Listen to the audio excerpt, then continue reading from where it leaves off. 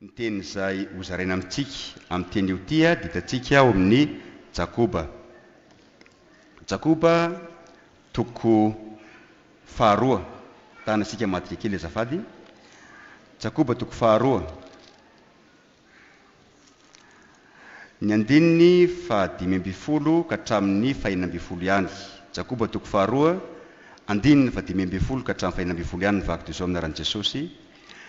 Raha misy rahalahy na nabavy tsy manan-kitafy sady tsy manan-kohanina isan'andro, ka misy aminareo manao aminy hoe mandehana amin'ny fiadanana, mamindroa, mifokisa, kanefa tsy omenareo azy tsinona izay tandrifiny ho an-tenany, inona moa ny soa azo amin'izany?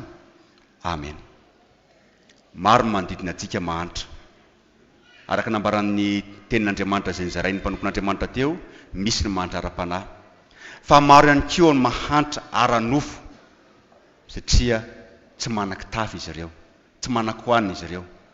Isika tsirairay avy tsy manana homena ho an'ny olona rehetra, fa misy kosa izay rain'Andriamanitra sahirana manatona antsika, mety ho ny ankohonana, mety ho ny fianakaviana, mety ho ny namana zany na koa namana izay hitantsika eny amin'ny arabe eny.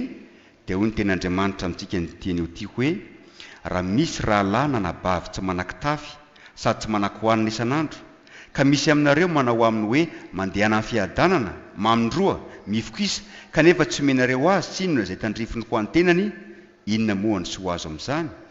Amen. Dia manantena antsika kristiana rehetra aneo ny finoana sy ny fitiavana ao amintsika amin'ny manodidina izay mahantra.